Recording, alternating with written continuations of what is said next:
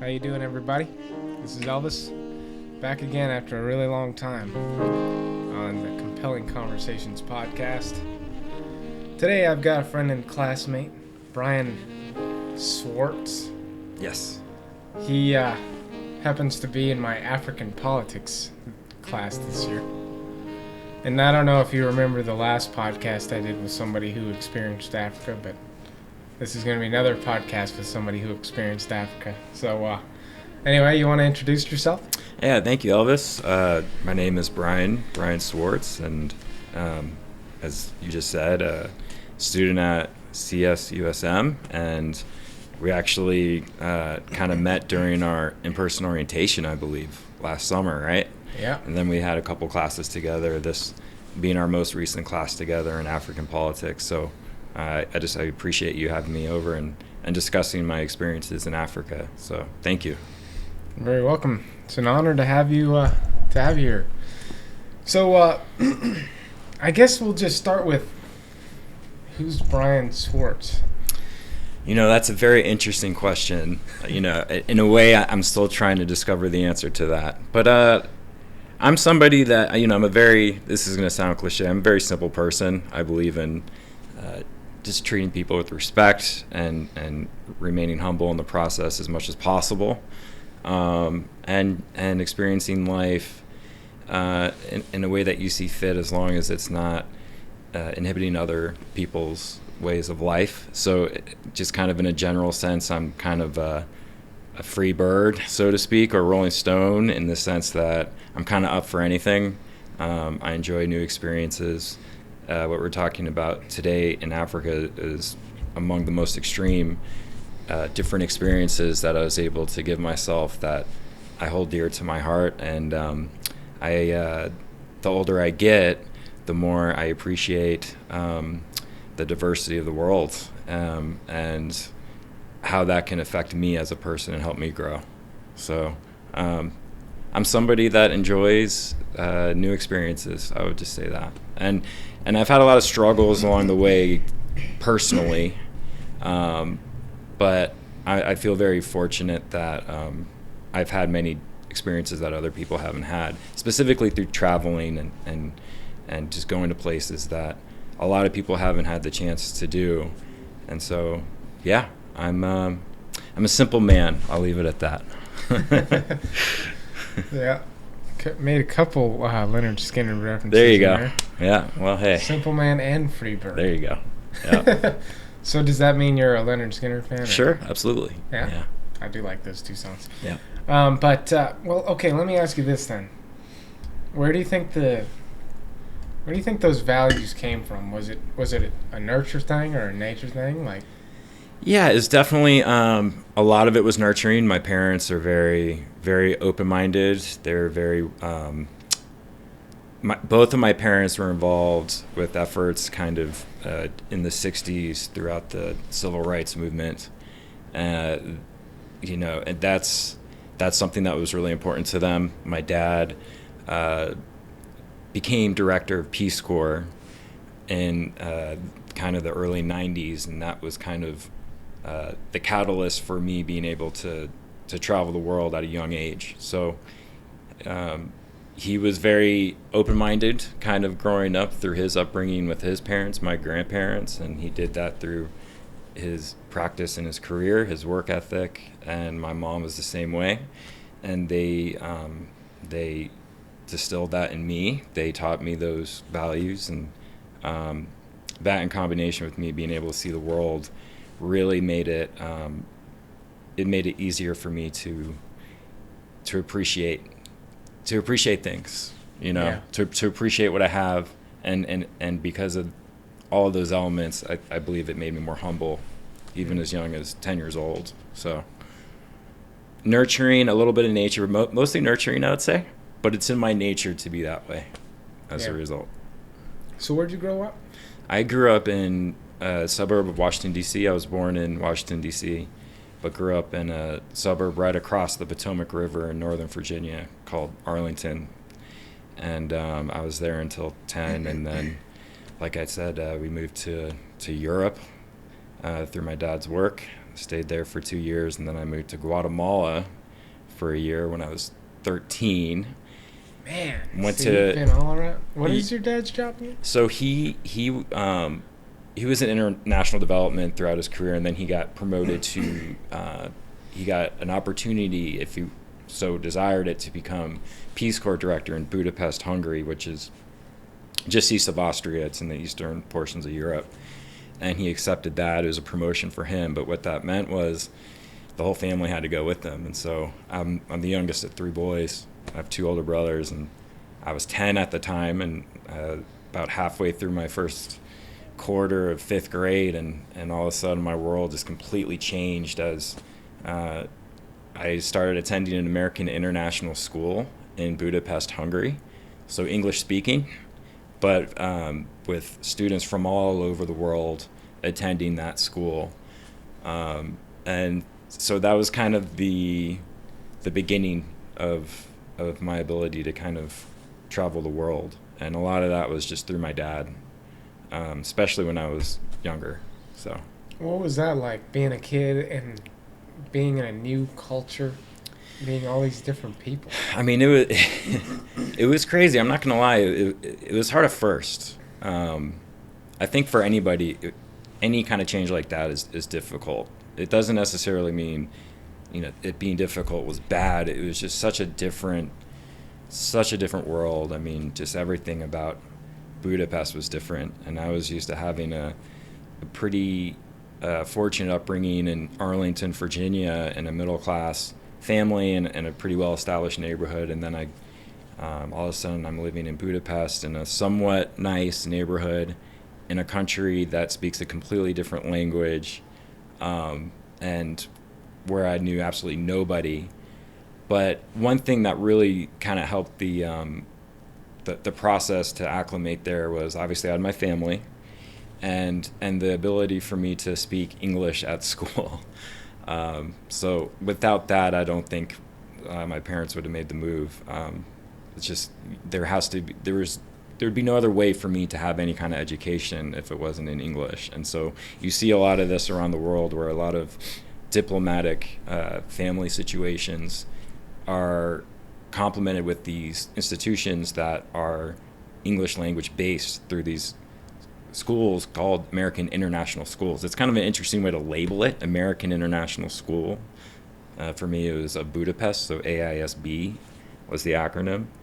And the school was in this ex-communist compound in Eastern Europe. And so I remember the first day we pulled up in our bus, and there was all these statues of all these ex-communist leaders, and I'm like, where the heck am I? This is crazy. And there's all these like pavilions. It wasn't just one building. There's all these like different pavilions, these really small pavilions, like each one had only 2 classrooms, and it was so bizarre, but at the same time it was so thrilling for me. I really, I think, enjoyed it, but I was very cautiously I don't want to say optimistic. I was very cautious about the situation, but it was also very exhilarating for me and exciting.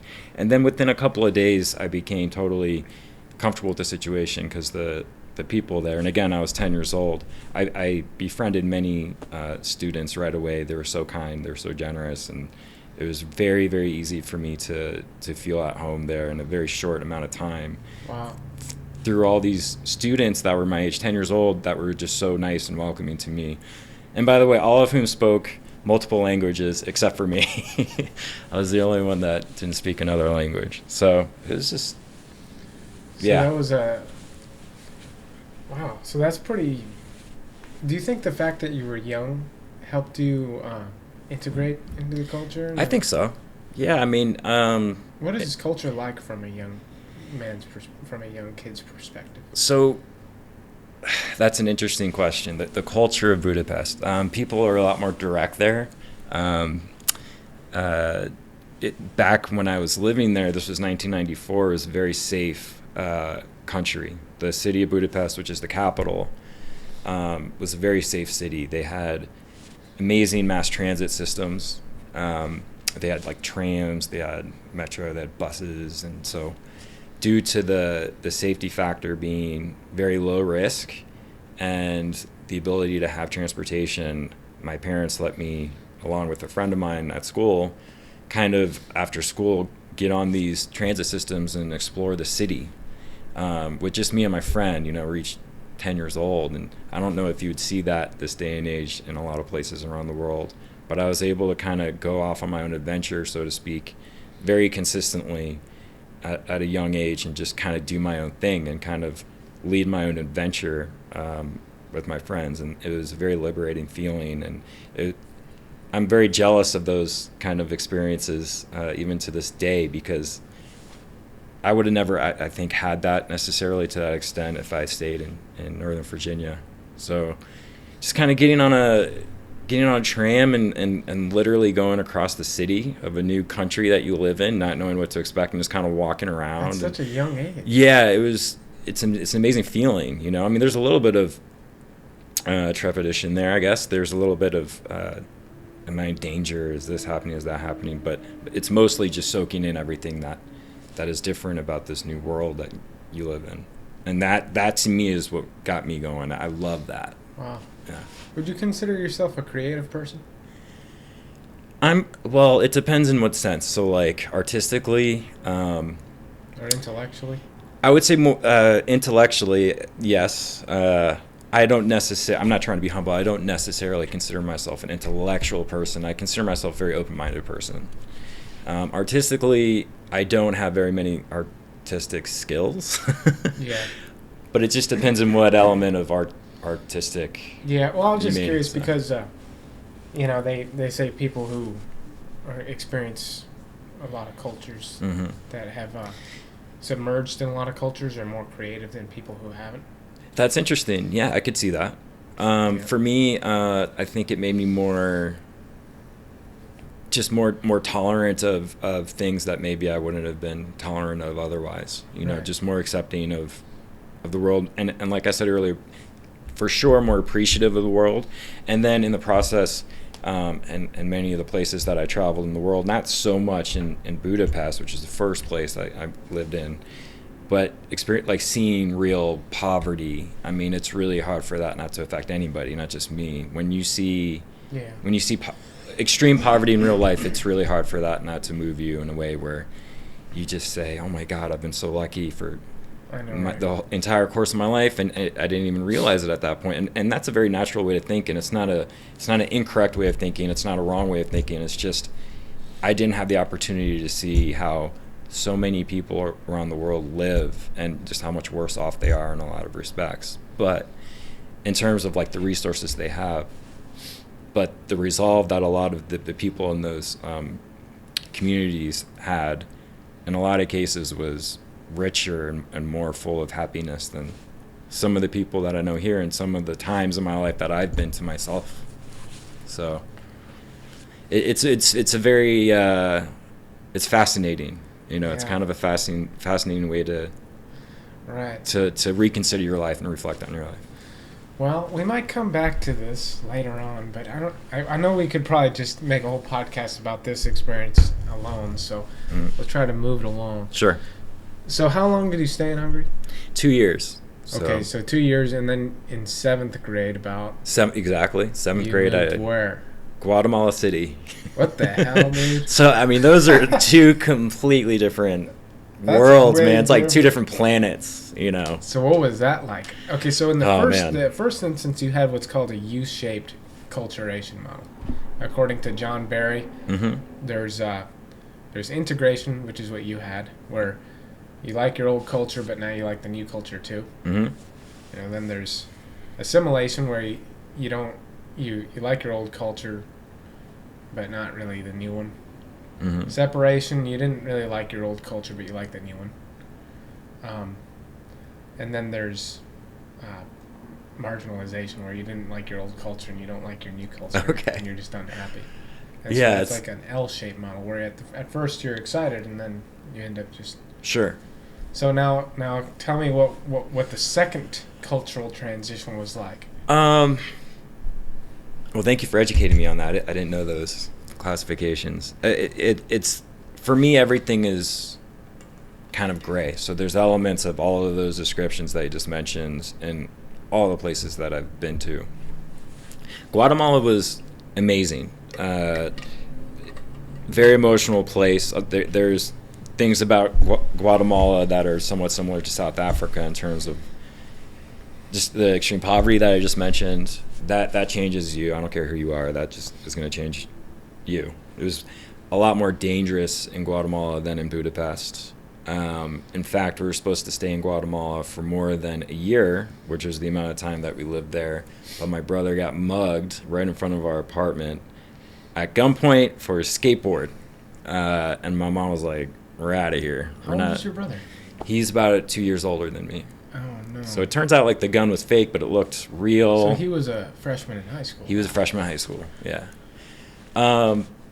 But so to answer your question about the classifications you just described, I mean, there's elements of everything in these living experiences that I had. I appreciate each and every living experience that I had. There's aspects of all the cultures that, I wish weren't the case. But for the most part... like what? Give me an example. Well, the safety issue in Guatemala was one. Budapest, there weren't too many negatives, to be honest with you. I mean, if anything, the weather. It's kind of cold there. It's a very trivial thing. But yeah, so if you look at the latitude line, right, of the globe, Budapest, Hungary is on the same latitude level as Maine. So it's pretty north. Oh, a lot of people, wow. Like Europe as a continent is kind of, it's up there a little more than people think. Yeah, I didn't really. More like Canada, huh? Yeah. Like Canada, like Germany, northern Germany is like quite a ways up the northern coast into Canada. So, but yeah, specifically the negative I would say is the safety aspect and how that affected me and my family personally, but also just generally. It's you walk through Guatemala City and you go to a mall, and in front of certain stores, not all, the ones that could afford it, you see a security guard with a double-barrel shotgun just standing in front of the store, right? In front of a convenience store? Just if you go to a mall in front of like let's say a clothing store, you'll see like a security guard with a shotgun. And now look, there's security guards here, but it's just they were a lot more visible. They had just their weaponry was a a lot more extreme. Dude, and that's like crazy. You know what I mean? Like, and so like there was just work? a lot more crime and yeah, it worked. Okay. There was just a lot more crime because there's more poverty, so people were more desperate there, and so stealing, mugging. Well, what happened to my brother, unfortunately, is or was not completely uncommon. So that would be the biggest negative, I would say, from my living experience. It would be the It was scary. It was more for me. I wasn't involved in the mugging. My brother was. I think he's affected by that a little bit, even to this day. Whether it's subconscious or consciously, I think it did affect him a little bit. But we both still talk about our experiences there, our camaraderie with our friends that we made there. The same as in Budapest, Hungary. It was the same exact situation in Guatemala, American International School. At this time, the school is called Kaleo Maya. And our friends were just so good to us, like just there's no talking down to, even in like a joking way. There's no sarcasm. It was all about the brotherhood, right? And we had these friendships and these relationships that developed really from the heart and kind of like we were each other's brother. And, I probably might have had that in the States. I don't know, but I definitely got that in these international schools for sure. And we were like family, And so it was really hard for me to kind of get up and leave, especially Guatemala. I was 7th grade, 13 years old. To get up and leave early, it was really hard for me because I love those guys, and I just 1 year to acquire this kind of these tremendous friendships, and then just to kind of leave, it was difficult. And then when I came back to the States, I didn't really have that in high school. I moved back to a place close to Arlington, and I had a hard time.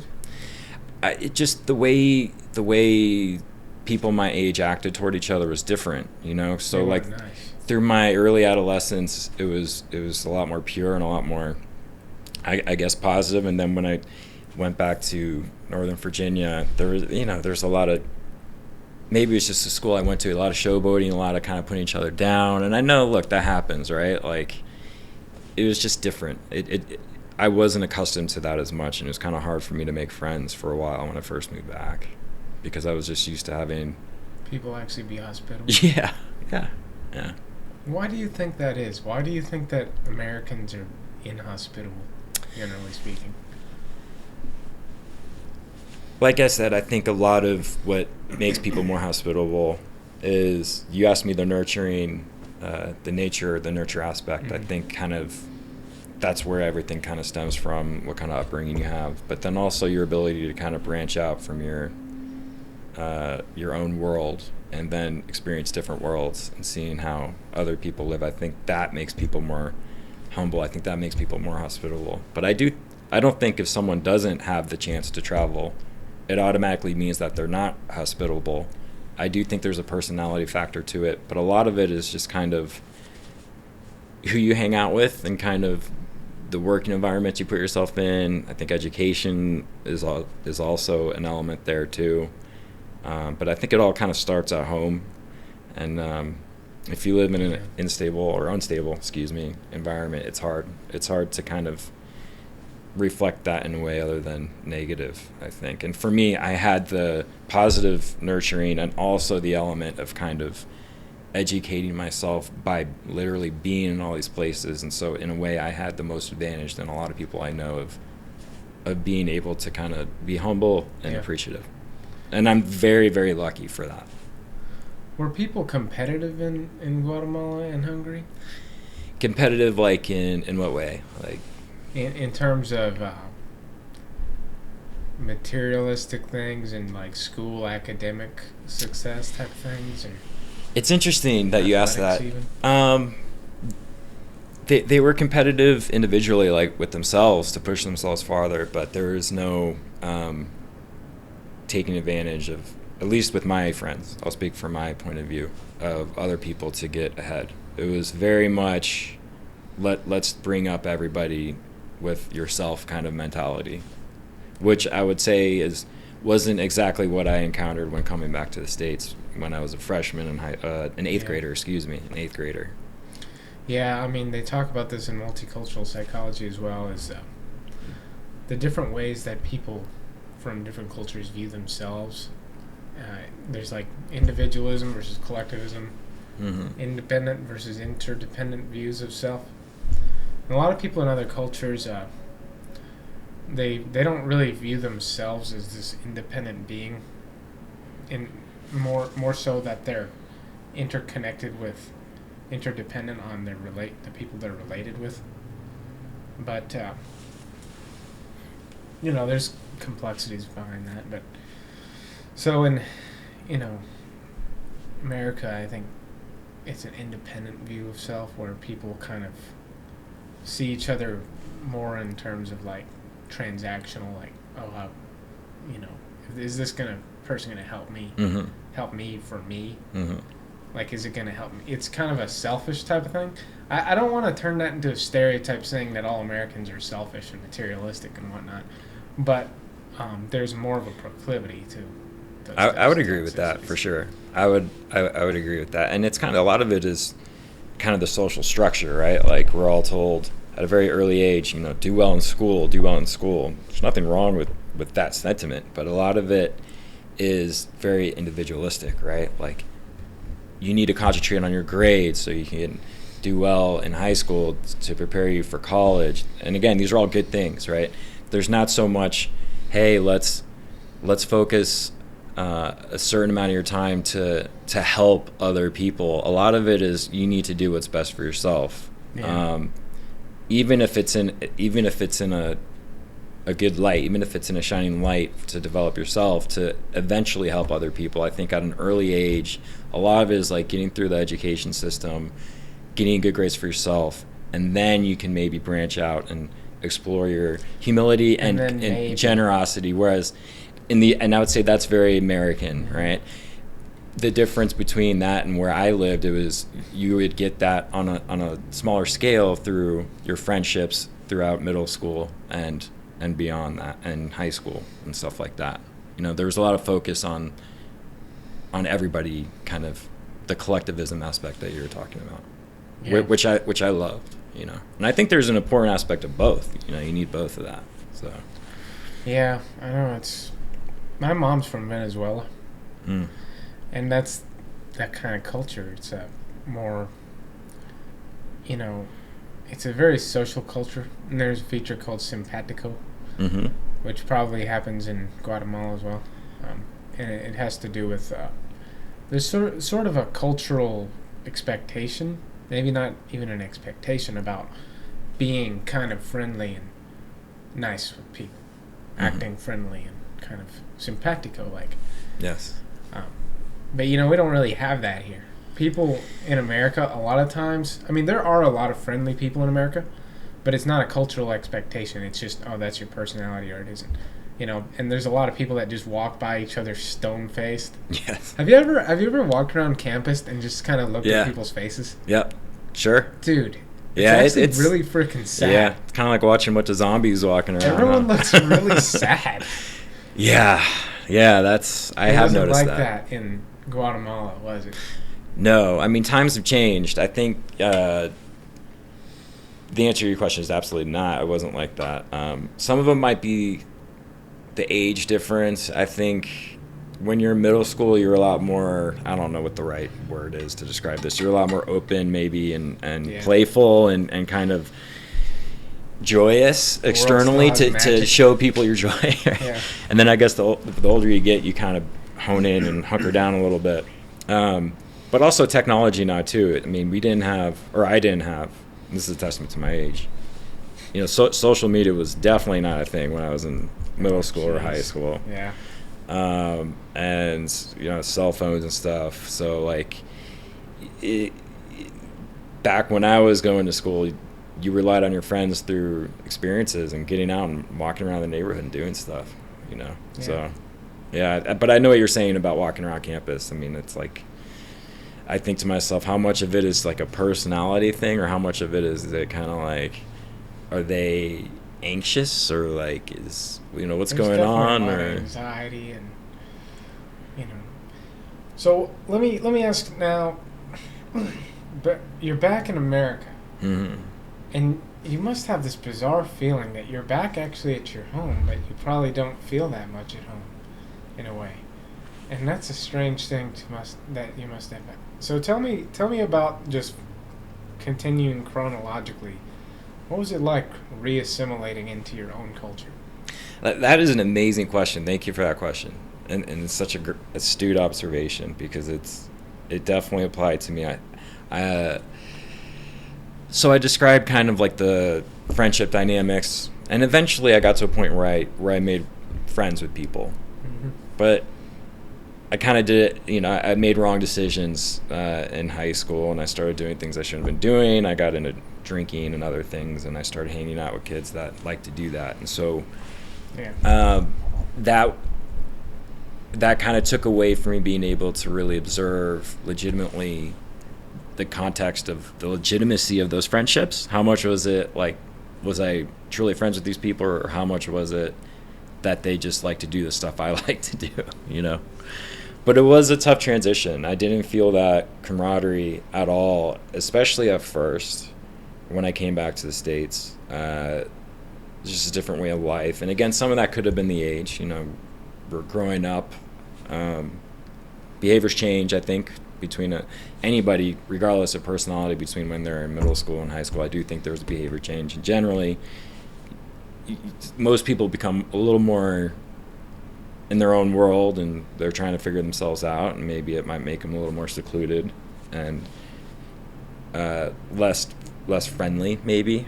I definitely experienced that with the people in Virginia when I moved back, and so I did feel, even though I was physically back home, that I didn't have necessarily the same joyous and happy dynamics of living in the same area of the country that I had before moving. But I don't want to label it like, Virginia's bad, and Yeah. Budapest is good, Guatemala is good. I think a lot of it was like age. Things, your perception of the world changes when you get older as you age. I mean, that never really changes that much, but especially at that point in your life when you're kind of discovering yourself and you're trying to find your way personally. Just friendships change, relationships change, you change, and so I attribute most of it to that. but it was hard. I missed. I just missed the lifting everyone up kind of dynamic with my friends. And I didn't get there. That was the hardest thing for me coming back to the States. Did you try to implement that? Yes. And how did people receive it? Fascinating question. Some people were very receptive to that, and I got it right back. The reciprocity was great, and then other people took advantage of that, and it wasn't a given that, like, if I were to try to implement that way of positivity, so to speak, that everyone that I would do that to would give it back to me. That wasn't the case. Some did, some didn't. Some kind of viewed that as weakness in me. It's like, oh, Brian, you just, just wants everything to be good all the time, and and this. He kind of has this like false perception of the world and this weak-minded kind of naivete that, hey, like this is kind of the real world, dog-eat-dog world, which I never really, I didn't like that kind of philosophy. I do think it's true in a lot of instances, but it was a very mixed reaction that I had coming back to the States. Yeah, and that's one of the interesting things about that, kind of realist sort of philosophy. Machiavellian. Yeah. It's like, people say, oh, that's just how the world is. Yes. It's like, yeah, but that's the way the world is because of people like you who perpetuate the way the world is. Yes. And that's where Gandhi kind of comes in and says, oh, you got to be the change you see in the world. And then the realist will say, oh, that's just naive and stupid. And it's like, maybe it's naive and stupid, but unless you want to finally change this miserable existence that you're in, then you're going to have to do that. I mean... Yes. Anyway. No, I totally agree. But, so tell me now about... So, yeah, you're trying to figure yourself out. You're a bunch of high schoolers. It's a normal thing. But what... you're going down a bad path. Like, you remember your cultural experiences. What kind of ambitions did you have? Did you have ambitions to be like your father? I did, very generally speaking, because it's like another great question, because of my experiences traveling, I was like, this is great. Like, this is what excites me, being in these different environments. This is what I want to do. The problem was I didn't apply myself at all. I don't want to say at all. I didn't apply myself hardly at all. Why? I got immersed in other stuff that kind of just took over, and I lost that ambition. I for sure lost that ambition. I don't know how I got a high school diploma, to be honest with you, but I got an advanced high school diploma. I look at that, I'm like, what? How did that happen?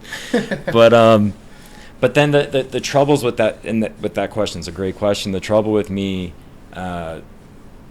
facilitating that ambition into like a career, to like a work environment for myself that I would feel pleasure in doing and fulfillment in doing, and that's something I'm still working on to this day. I've struggled with certain things that have prevented me from taking advantage of my ambition and translating that into real life, and so that's kind of at this point I'm at now. I mean, I'm almost 40 years old, and I'm trying to finally do that. So that's why I'm going back to school for my third attempt at graduating college, and I feel like after all this time, it's something that I have a chance to do, whereas maybe the last 10 years of my life I kind of gave up on that. I thought like it's too late for me, I'm too old. I had my shots, failed at those shots, and then I kind of got in this groove, this cycle of, honestly kind of feeling sorry for myself and being and living in the past, and then for me specifically, drinking really made it hard for me to do what I need to do in order to have that level of fulfillment of my ambition, which is still the same as 20 years ago. I just made a lot of wrong decisions, and it all kind of started to unravel after high school. That's where I really started to struggle. It's kind of... Why? Like, so what happened next? Did you try to go to college? So after I graduated, I went to a community college in Virginia, and did really well the first semester. And then the beginning of my academic journey took a sour turn, and there was a couple of reasons for this. I just became totally alienated from the college experience. A lot of my friends, I went to a high school that was a very prestigious high school. My mom wanted me to go there because of the reputation it had. It was considered to be more reputable, and if you were to graduate from that from that high school, you would get into a good college. It was very competitive in terms of the students, even at high school, to determine what college are you going to go to. A lot of my friends went to all these really great established colleges, like University of Virginia or William & Mary. I don't know if you know what college that is, but all over the country, students from the high school would go to these really great colleges. For me, because of the choices I made in high school, I stayed at home with my parents, went to community college, and over the course of a year and a half, I eventually just dropped out of the community college experience. Was it like just a shame thing? A little bit of that. I was very ashamed. Yes, I was very ashamed. I thought at that point, definitely that I failed. And then there's also like a disinterest too. Like I would go to class and just think, I'm not in the right frame of mind to be receptive to this kind of schooling. The beer and a little bit of that, the shame, probably, depression kind of set in at one point. And that's actually a resonating thing that kind of runs through my family as well.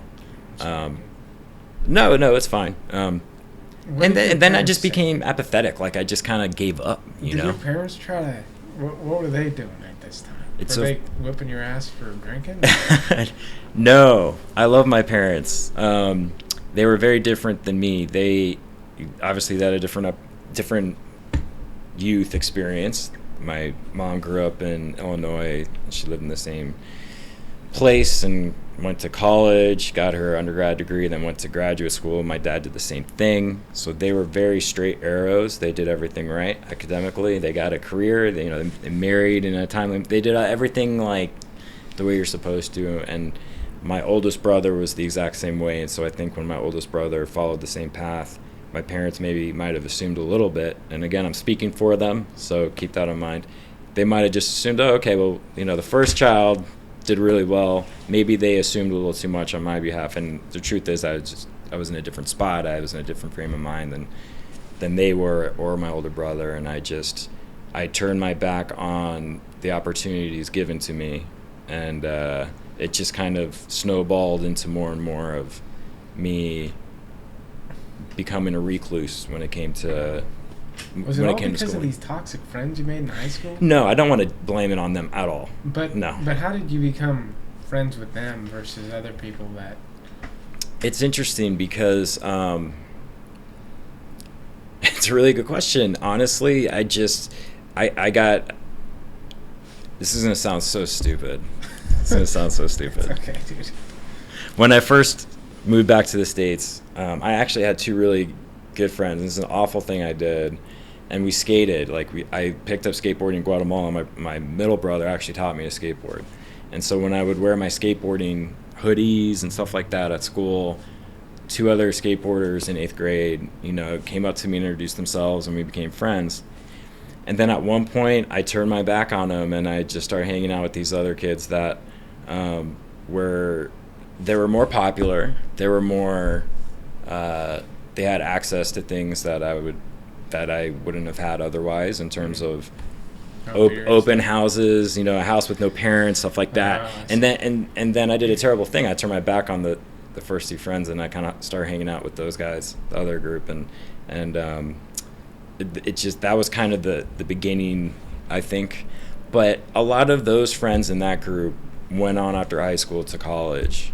I kind of was only one of maybe a couple that stayed home at my parents' house still. So that in itself was very deflating when you're 18 years old, 19 years old. Yeah. Going to a community college, that was really deflating. And then failing at a community college, it just kept piling on and piling on and piling on. And and in real time when that was happening, I absolutely blamed myself for it, and that kind of added on too. So it was a situation where I was kind of very weak-minded. I kind of defeated myself. I'll put it that way. I was in self-defeat mode for a while. Well, you're in a bad place, and you know, it only starts. Sometimes it's one bad domino to start the freaking chain reaction. Yeah. But you know, I feel like a big problem with, you know, American high schools sometimes, especially the snooty ones, is the way they sort of cast so much shame and on different paths, like going to community college. They make it seem like you have to go to some good college right after high school, and if you don't, you're basically just right. I hate that too. I'm very passionate about that sentiment, about not labeling people. I mean, there should be no shame at all of going to a community college. Dude, there should be no shame at all for that. Community college is like, I want my kid to go to community college, because I think in a community college you get the chance to really explore intellectually and also kind of get some work experience, like just gain some salt of the earth life experience rather than just plunging yourself straight, because then what you have is you have all these well-educated people that don't know shit about the world, right, or life or anything, you know. Some of the best classes I've ever taken, I went to 2 community colleges. One was more recently at Saddleback in Mission Viejo, Orange County, and that's where I got my associates to transfer to San Marcos. And some of the best classes I've ever taken was at Saddleback, and a couple others were at Northern Virginia Community College way back 20 years ago when I was taking classes there. Some of my favorite professors. Now, I'm not going to sit here and say community college is by far better than, you know, state universities, you know, but it's just, but like what you were saying, to just label one or the other as good or bad, or one as not being as good as the other, is wrong. And there was a level of kind of pretentiousness, if that's a word, pretentiousness, that I experienced from even teachers at the high school I went to when I was a student there. You know, they would say things like, "Oh, you don't want to go to Northern Virginia Community College, you better study for your test." And it's just like, it's kind of a horrible thing to say, you know, if you think about really that. Stupid. Yeah, and it really, like, and again, I don't blame them, but that was a little bit of kind of the pedestal I thought I needed to rise to in order to be successful. I thought I had to go to a college, I had to go to a state university, you know, just by simply going to a community college. That in itself is a failure, and I think that's wrong. And I think that times are changing a little bit. I hope so, at least, where that's becoming more acceptable. You know. Well, and I can kind of relate to that, because I grew up with friends that were on a very successful track. They were all genius type kids. Like, one of them was, they all kind of were doing well. And I wasn't a bad kid. I had reading difficulties as a child. And I don't know if it was some low level ADHD or something, but paying attention in class and doing homework was just difficult for me. So I kind of would get C's. Like, it wasn't even because I was like lazy or anything. I mean, there was a little bit of laziness, but the low motivation was because focusing was really challenging for me. And I don't really know why, but you know, I felt I developed an inferiority complex where, oh, I don't even want to go to community college because that's boring and lame. And, you know, it took me a long time to overcome it. I still have the effects of it. You know, I never took any honors classes in high school because I didn't think I was worthy. I didn't think I was smart enough to be an honors student. So I never really believed in myself, and because I didn't believe in myself, I didn't try to get straight A's. I was okay with getting B's and C's because I saw myself as a B and C student. Okay. Yeah. You know, and I think one of the best things I did, though, was honestly taking a 6-month gap year after high school, moving to Missouri and working at Walmart. Because at Walmart I met simple people who were just living a life that had nothing to do with college, you know. And, you know, then I came back and actually went to community college, and, you know, I started to learn to actually love learning, and, you know. No, I really appreciate you saying that. A lot of that resonates with me as well. I had trouble paying attention in class. I still have trouble paying attention in class. Yeah.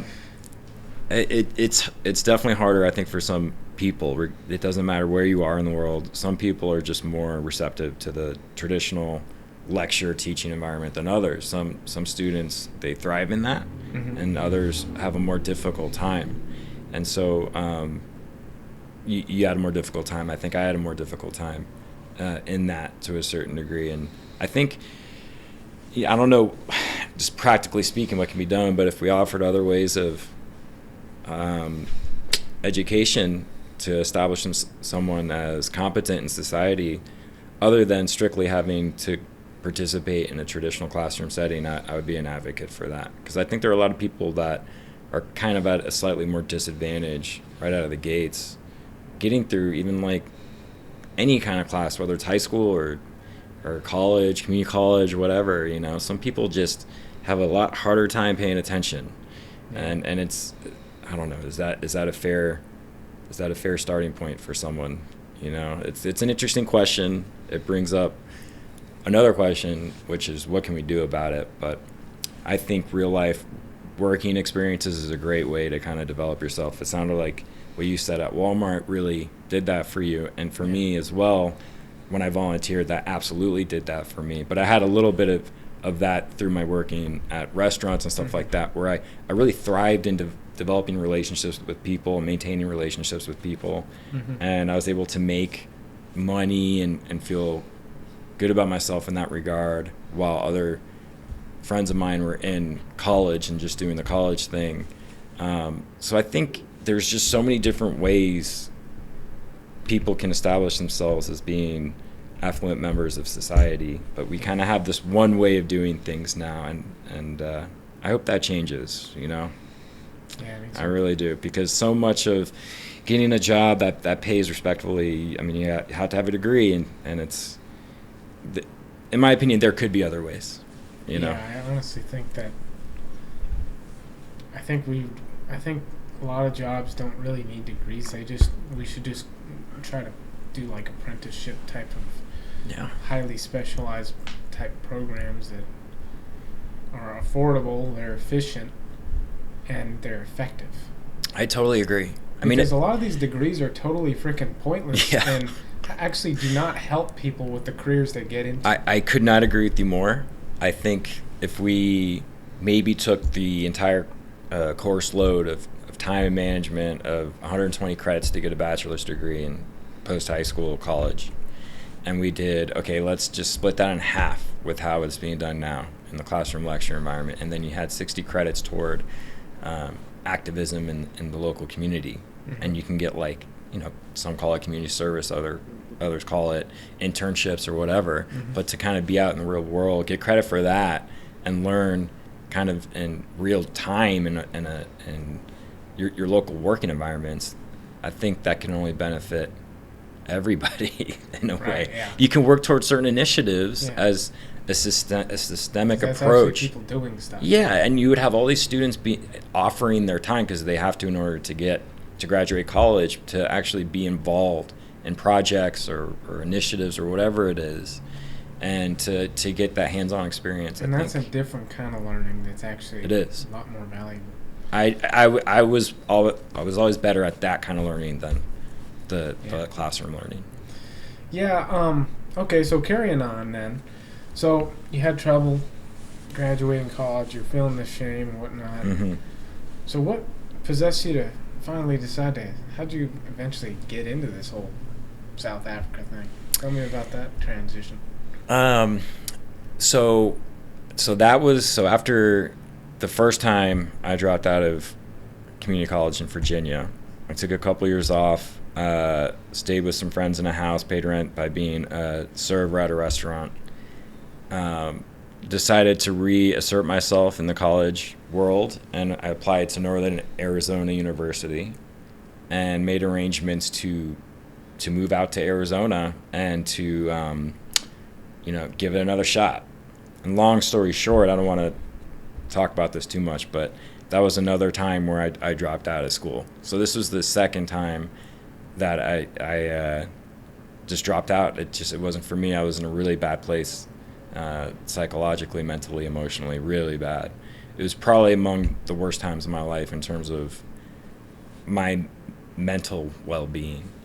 And of course, this being the second time that I dropped out of school, that was just even a harder situation for me to deal with myself. And I just felt obviously the same things I felt the first time, but everything was more exaggerated, this being a second opportunity that I didn't take advantage of. So in 2009, I dropped out of Northern Arizona University, moved back in with my parents, and I was 26. I mean, I was your age when this happened. And I was like, what am I going to do? You know, I thought about joining the Army. I talked to Army recruiter, and he's looking at me like, you might be too old to join the Army. Definitely the Marines. How old were you? I was 26. And he's like, you can't be a Marine, you're too old. And then he's like, but the Army, yeah, he's kind of looking at me like, this guy just looks lost. Does he really want to join that? Like, he could see through me, you know? Like, I did this kind of as a ditch effort to join something that I couldn't fail at. And I'm like, well, it's the Army, you know? Like, yeah. Do people really fail at the Army? If they do, I don't hear about it too often. I'm going to join the Army. I'm going to get in shape. I'm going to make some money. I know they don't get paid enough, but I'm going to make some money. I'm going to do something productive. I'm going to do that. And long story short, I ended up pulling out of that last minute, and I had decided to go another way to kind of deal with my lowly state of mind, and that was to volunteer. And I just had this idea, you know what, I'm going to volunteer somewhere. I'm going to go somewhere far away, and I'm going to just try to be serviceable toward people. It'll give me a chance to travel, something that I was really high on at a younger age that I hadn't done so much of in the years previous. And went online and looked at these different volunteer opportunities, these different organizations, and I stumbled upon one called Global Vision International, which was the second search response when typing in volunteer opportunities. They actually pay a lot of money to be the second response on the response page on Google, and signed up to be a volunteer intern, actually, which was a 6-month long stint in Kenya. But when I tried applying to be a volunteer in Kenya, it was full. That was the number one desired destination for volunteers, and so the next one was South Africa, and I went with that. And about 3 months after that, I did it. And in October of 2010, I flew out there and I started my volunteering in South Africa. So that's where it all started. So what was that like? You're landing in South Africa. You must be freaking excited. I was excited. I'm not gonna lie. I mean, you're getting on a plane. You're like, you know, I'm starting a completely different thing. This time I wasn't with family. It was just me. But I was excited. There wasn't fear, but there was definitely a little bit of anxiety. Like, how is this gonna be? You know, obviously I'm not gonna know anyone. It doesn't matter how old you are. You can get better with dealing with these feelings through experience, but they never fully go away. So I mean, I had a little bit of the butterflies in my stomach, so to speak. And it's so interesting when I flew in through Johannesburg, which is a major city in South Africa, right? I had to fly from DC and stop in Dakar, Senegal to refuel, 7.5 hours. I couldn't get off the plane. The plane descended, landed. I couldn't get off the plane, an hour refueling, and then another 8 hours from Dakar to Johannesburg, South Africa, which is a major city in eastern South Africa. And then I was to disembark on a plane in Johannesburg and fly to Cape Town. That's where my final destination was, in western South Africa. And when I left the international wing of the Johannesburg airport, this guy waiting right at the gate when I entered the main lobby of the airport in Johannesburg, massive dude, kind of looks like a professor in Africa. I mean, he was just huge, and he kind of dressed the same way too, but this guy was even taller. He grabbed my bag, he grabbed my suitcase out of my hand, and I thought he was stealing. I'm like, holy shit, like, what's going on here? And then he just stops and he looks at me and he goes, where are we going? And I'm like, well, I don't know. Well, I was like, are you gonna hurt me? Like, what's going on here? Like, I didn't understand what was going on. And he's like, "Where's your gate?" And I'm like nervously like, "You might take it out." I'm like, "This is the gate." And he's like, "Follow me." And he takes my bag and he takes me to the gate.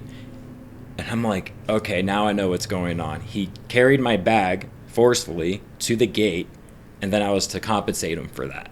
So this is just kind of one of those things where it's like, this is where you're in, this is how some of the world works, The guy forcefully is making a living by literally grabbing someone's suitcase. And then, I end up giving him like $5 or something like that.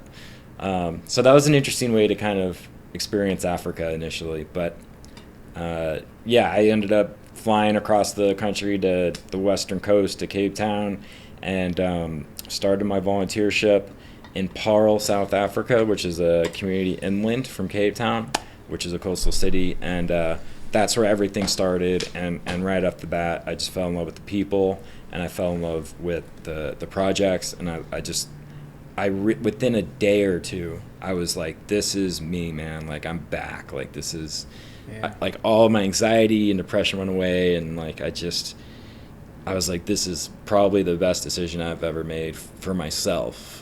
And that's where it all started. And I can talk about this forever. And I think it's better if you just ask me questions and I can answer specific questions. Otherwise, I'll just ramble on and on and on about that.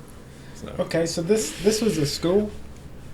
A school? So I lived. Was it a school that you were working so at? We lived in a house as volunteers and my project coordinators, but we worked in these townships where in these daycare centers. So yeah, like in that particular instance, because I ended up traveling a lot throughout my entire time in South Africa, but initially we were in which was essentially a preschool in the township, and we would teach kids numbers and letters and stuff like that. And we had two different age groups. We had the cubs, who were younger, and then we had the lions. And so, yeah, ages, I don't know, like 4 to 7, 4 to 8. Yeah.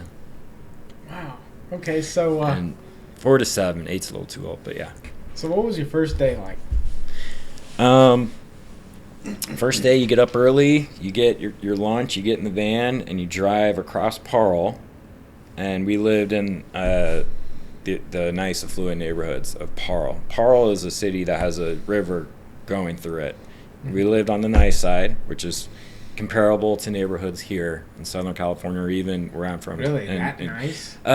Pretty nice, yeah. Wow. So I'm not talking like Beverly Hills or anything, but like upper middle class, at worst middle class. Like not even really lower middle class. And that was through apartheid, the white neighborhoods, right?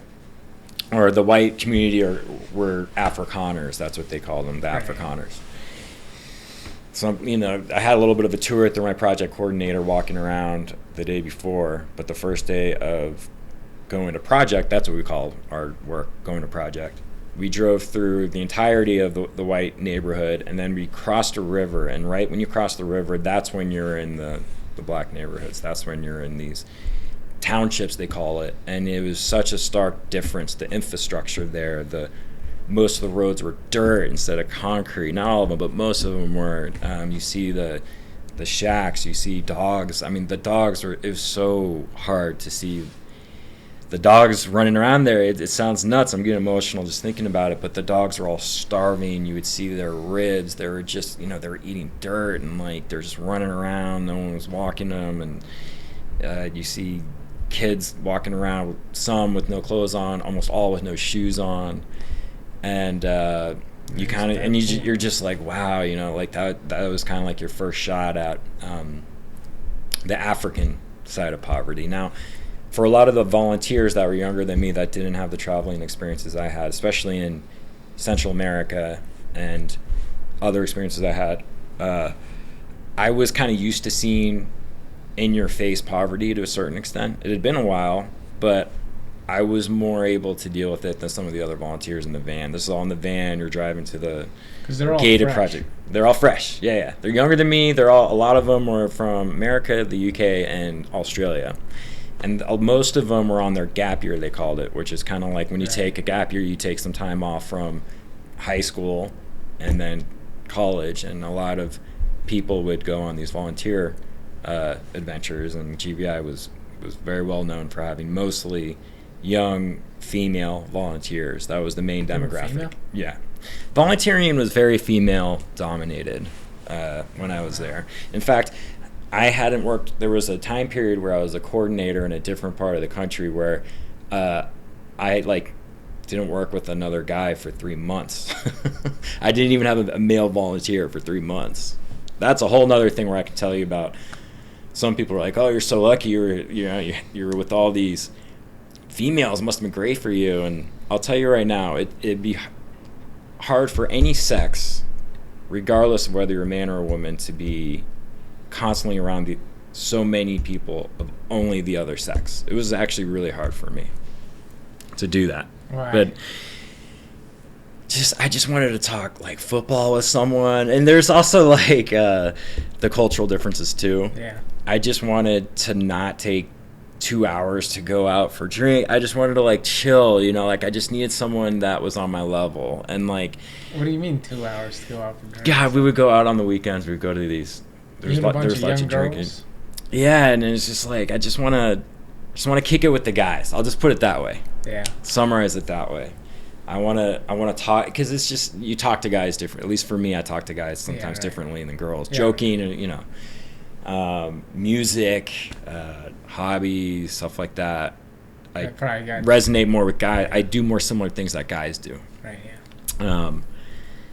So anyway, I know I just went off on a tangent there, but the first day we go in, and it was this gated facility that was once a nightclub in this township, and they had converted it to a daycare center. That's weird, dude. They turned a nightclub into a daycare. I mean, having a formidable facility was hard. This was one of the nicer buildings, and they were able to convert it into educational facility for young kids. And so I'll never forget the first day. There was I think about 5 volunteers, and I was with this one other volunteer, and I worked with one group, and then the other volunteers worked with the other group, and a lot of it was just introducing ourselves. And my project coordinator was a guy, an American guy. I was a guy, and there's one other guy who was a British guy, and he was a little more feminine. He was gay. He was a lot more. He was skinnier. He was more soft-spoken. And I don't say these things in an ill way. I'm just saying when kids see this, they see a white man in a certain way. And then when I went in there, I was overweight. I had like this scraggly beard. I mean, I was like 40 pounds heavier then than I am now. And they were all drawn to me right away because I was this big, burly, like, American guy, right? And so a lot of the kids were like, show me your muscles, you play rugby, you play football. And so right away, like, I had the advantage of being a little bit different physically. They thought you were so, like, a manly American. Yeah, but some of the kids, like, had never seen someone like me. Someone that has some meat on them. Yeah. Because all the men, British men, were like feminine. The one, I don't want to say that, the one person that had worked there before me that was still working there when I came was like that. And then throughout the remaining time in Africa, it was very rare that you came across like a very big masculine man. I'm not saying I was a masculine man. I'm saying I was a big man because I was fat. But like I said, it was very female-dominated kind of venture to volunteer, and I hope that changes. Because women are great volunteer workers, guys are great as well, and I think there's so many ways a male volunteer can offer themselves in a productive way that females can't, and I think vice versa as well. Females offer so many ways that males can't. It's great for kids to experience both, But part of the education for these kids that were selected to be part of this education program, I mean, the education and just seeing a white person in itself, that was education, Imagine, like, growing up in a township and all of a sudden you get accepted to this education program. You go in and there's all these, like, totally different looking people, and, like, there's this guy that has, like, fur on his face and, is, like, hairy and fat, and, like, it's just, it was an incredible experience for them. And I fell in love with it. The teaching, I put that in quotation marks because, like I said, it's like, let's go over some numbers: 1, 2, 3, 4, 5, 6, 7, 8, 9, 10 letters. You try to get through the alphabet. Maybe you get to letter G or something like that. So very primitive levels of teaching. Why? Why was it primitive? Well, because just very basic. I'll change the word. Very basic, which was good because none of us had like teaching credentials by societal regulation here, and we were just people that, for one reason or another, wanted to try to teach very basic levels of English, and so that's what we did. We would teach numbers and letters. And were they good students, the little kids? They were awesome. They were still kids, so they would misbehave. They would be annoying, but they loved to learn. Right? They loved it. They loved class time. And the problems that you would encounter with them behaviorally was just like, they're still kids, They're like 5 and just kind of getting up and running around, not listening, stuff like that. Very, very trivial things that all kids all over the world do. Yeah. They were still ultimately kids. So what's the difference between an African kid and an African 5-year-old and a white 5-year-old from America? That's a good question. Yeah, well, the kids that I was exposed to, I'll tell you this: they were more appreciative of learning. They loved being there because it wasn't a given that they would have that opportunity. A lot of the kids there had siblings that did not have an opportunity to go to someplace like that had to stay home. And so I think even at that young age, there's kind of this subconscious thought, even with these 5-year-olds, 6-year-olds, that, hey, I'm kind of lucky here. I get to have this opportunity that a lot of my friends and even brothers and sisters don't have. And so they were very, very happy to be there.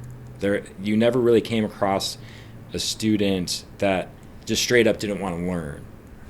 You would come across students that had a more difficult time learning in that day for other reasons. So it wasn't like they just didn't want to learn. They had maybe gone through something recently that kind of affected them.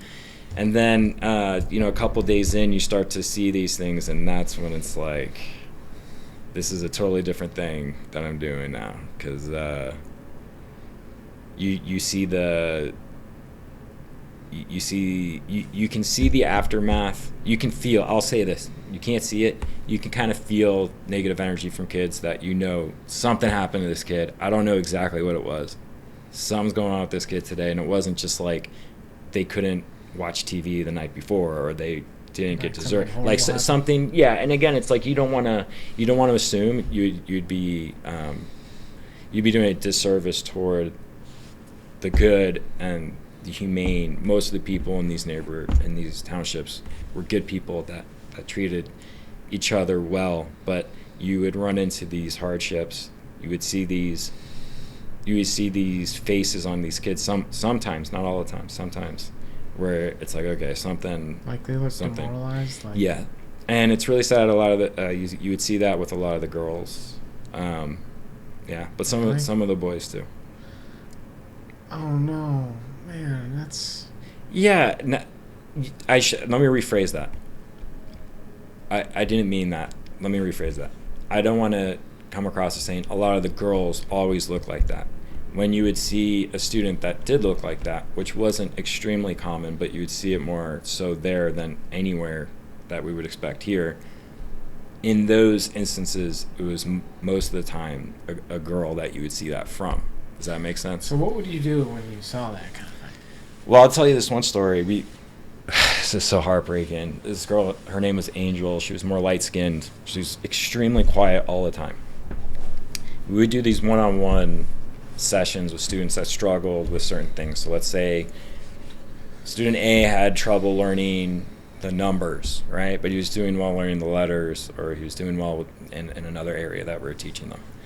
We would, part of the project system there was each volunteer would be assigned one student at one point, or maybe more, to have a one-on-one session with. So we would take the student away from the communal classroom, take them somewhere else in the building, and then we really focus on that one student and try to ascertain how can we reach this student better at teaching them the numbers or letters or whatever it was that they had trouble doing. So it was incorporated in our system that we would have these one-on-ones with these students. And the very first one-on-one I had was with this girl. Her name is Angel. And the project coordinator brought us into this room, and he goes, all right, Brian, like let's do this for her. This is where she's struggling. And she was totally fine. She was kind of like smiling a little bit.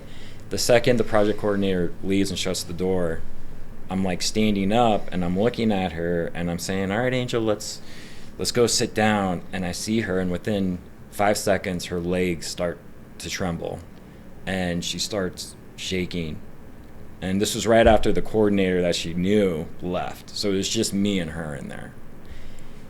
And then I could see like within seconds that she was having some sort of anxiety attack. Yes, like anxiety is a good way of putting it. And then within 10-15 seconds I could see that she had urinated herself. She peed herself. And that all started when she was alone in a room with me when I was going to do one-on-ones with her. So I alerted the project coordinator. He comes back in and she calms down a little bit, and then I say, what do I do? What do I do? And he said, look, I'll stay here with you. Let me just see what you're going to do. Let's see if we can. Was the project coordinator a man? He was a man, which was very uncommon. He was a man. Yeah. That's a whole other story. He was an American man, straight man. So me and him, we became instant friends. He is the reason why I moved to California. And if I get into that story, I'll go off on a tangent. I'll tell you that story in a second. But okay. So he stays in the room with me and Angel, and I decided, you know what, her just seeing me is giving her this fear, right, this anxiety. I'm gonna sit down behind her and have her like right in front of me, and then I'm gonna like hold the workbook that we had for her in front of her and have her just see that and not see me.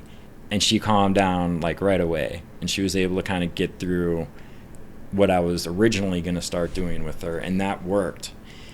And it's a heartbreaking thing. It's like that's not a very common reaction to that extent. Now some of it could be she didn't know me, so it could have just been like new person, but I think a lot of it was like this big burly fat hairy white guy. That might have been a part of it too. But your mind starts to wander in these horrible places, and it's just like, is there another reason why she would do this in reaction to having another guy alone in a room with her? And this is kind of like you just try to kind of block those thoughts out, but it's impossible, And these circumstances weren't common, but it wasn't totally unheard of to have these interactions with the students. Most of the time students wouldn't pee themselves around me, but if I was alone with them. But it just happened to be this very first time for me and this girl, that was the case, So, did you guys know anything about the parents? So the project coordinator knew a lot of the family history, or as much that could be taught or explained. As volunteers, it was policy that we didn't know. So the coordinator would... But the organization knew about these kids and their upbringing a little bit? Yeah, they would know. I'm trying to remember exactly how they would select them. And I think it might have been through... I can't remember exactly how the kids were selected. But somehow the organization determined we're going to allow these kids in. And I think as much information that could be ascertained, as long as it was relevant to the students' learning, that information was transferred to the project coordinator of Global Vision International. So he knew a lot of information we didn't. And yeah, he struggled with some of it. And it's not just the kids, a lot of the locals that worked with us, because it wasn't just we would come in and we would do our own thing. We would assimilate locals from the community to help us teach, to help us clean and cook for the kids. We worked with an existing program in the local community to assist them really in doing what they did. Sometimes some of the women that worked with us, they would show up and you would just think, oh my God, like this person's face is just like half of face is just totally bruised and black and blue, and she's showing up to work, like it's just another day. But again, the local women? Yeah, a lot of the time. That's so horrible, man. Yeah, and it wasn't all of them, but like if you saw it, it wouldn't. Again, what I want to make clear is when I say these things that are very emotional, I don't want to paint that community like that. It's just because not all of them were like that. There was amazing people all throughout that community, but just the hardships that a lot of these people faced, there was ramifications through apartheid and through the oppression that they faced, and a lot of times the family dynamic would suffer within these townships. And unfortunately, a lot of the men over the course of many years were demoralized, didn't have work opportunities, became depressed in themselves, weren't able to financially support a family, and resort to drinking and stuff like that. And so these are things that a lot of these families in these townships would have to face, the kind of the man being deflated and not providing in a lot of ways, and in fact not just not providing but being a negative force toward the mother and sometimes the child. And this is something that was not with every family, but it was more common there than anywhere else I'd been. So again, not all the families were like that, but it was just more common there, and you just see the ramifications for it more abundantly there, if that makes sense. Yeah, that's really sad, man. Yeah, it is. It's sad to see it all around. It's sad to see the guys that a lot of times will just stay at home and drink. You walk through. They can't find jobs. They can't find jobs, like and they're demoralized. Their father was living through apartheid. They were probably abused by a lot of the systemic failures that happened through apartheid, and it's sad. But the good news is, it's not like there wasn't happiness. It's not like there weren't good things happening. There were a lot of good things happening. There were a lot of people that rose up to the challenges. Well, let's talk about that. Let's talk about the happy thing about the kids and the culture. And because that's a demoralizing, like how for example, how in America we still see a lot of resentment and bitterness about the dark side of our history with the slavery and everything. Mm-hmm. But how did the victims of the bad side of history, how did that side of the culture respond? Like, did you see a lot of the bitterness, or were people just still happy? Were they still able to associate well with the rich white people? Or that's a great question. It's a complicated answer. There's elements of that happening and elements of that not happening. I think the trajectory is going in the right direction. I think certain areas of the country, or at least in the areas I was working in, progress is being formulated more quickly. One initiative that was really being focused on a lot, initiated by external factors, and then kind of adopted and transferred into local initiatives, was the AIDS epidemic. And that was one kind of issue where over the previous decade or so when I was there, a lot of people tried to educate on AIDS and tried to provide things like condoms and stuff like that just to try to curb the AIDS epidemic. That was one issue where there was a lot of desire and a lot of progress being made. But then you would see certain things, like you would have in these townships on a street light post, right? And it would be this flyer, and it would say, come to this meeting today, a local incentivized meeting discussing facts about AIDS, because there's a lot of misconceptions before these initiatives took place on how AIDS was contracted. Very sad. There's something I'm debating on even telling you because it's just so depressing to think about. There was a very destructive and horrible misconception on if a man who had AIDS slept with somebody who didn't, then that man would become cured of AIDS. And what the hell? Yeah. And this, where the hell did that come from? Think about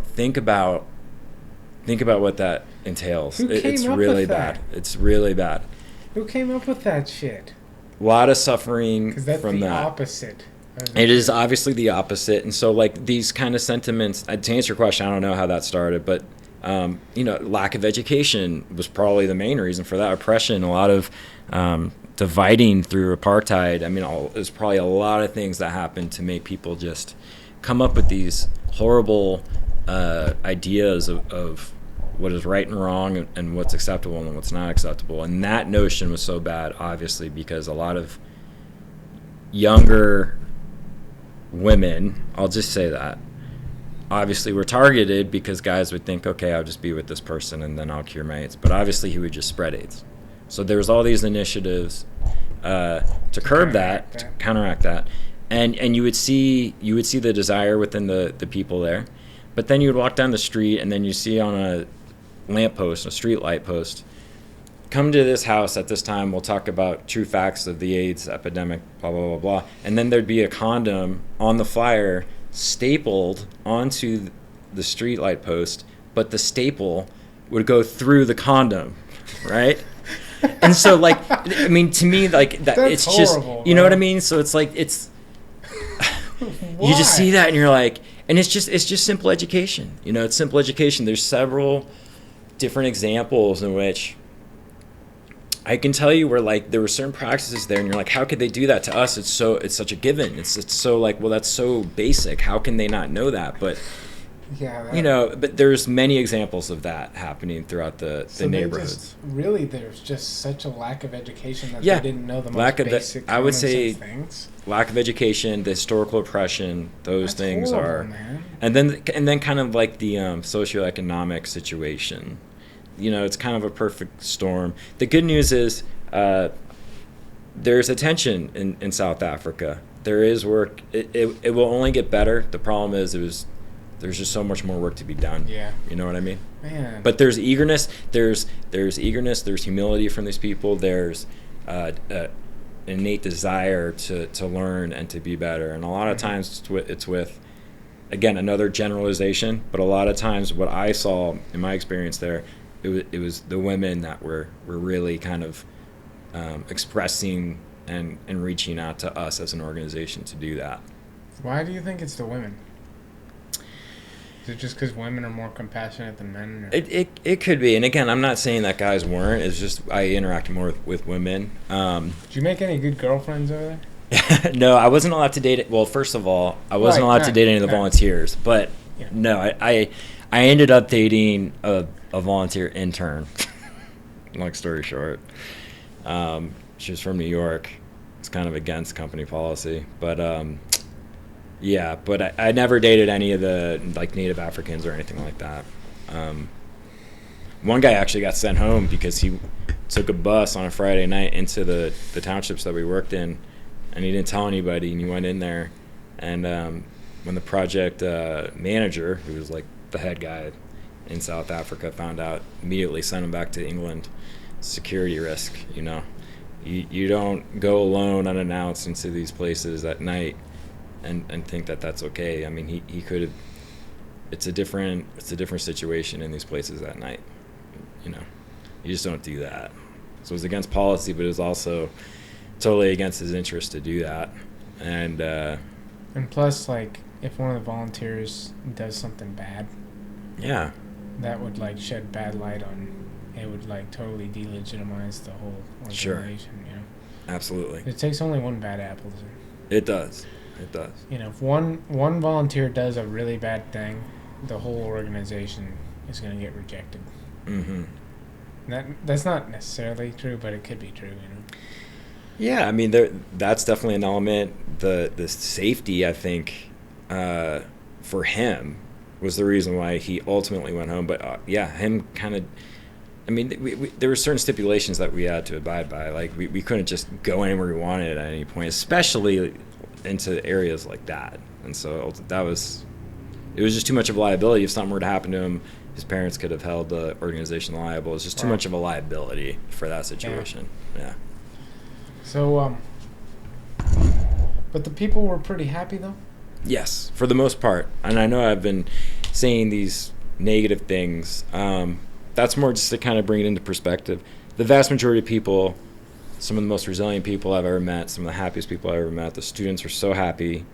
Oh my God, those students were so happy. They would love seeing us. They would always scream, teacher. You know, we'd be showing up kind of like tired, like, oh no, we want to go. We love the kids and everything. We'd show kind of tired, and then we'd walk into the room and the whole the whole room of kids would explode in applause, and they would yell, "Teacher, teacher!" And we were just these like volunteers, like wow, it was so great, and Man, it was just an amazing experience. I felt so loved there, and not just by the kids, but by the other volunteers as well. A lot of the volunteers were younger than me. The story was a little bit different, but there were a few that were older and that had similar struggles, kind of with their own self-confidence that I had, and kind of their own feeling like they were doing right by themselves, and so it was a good experience for a long time there for me.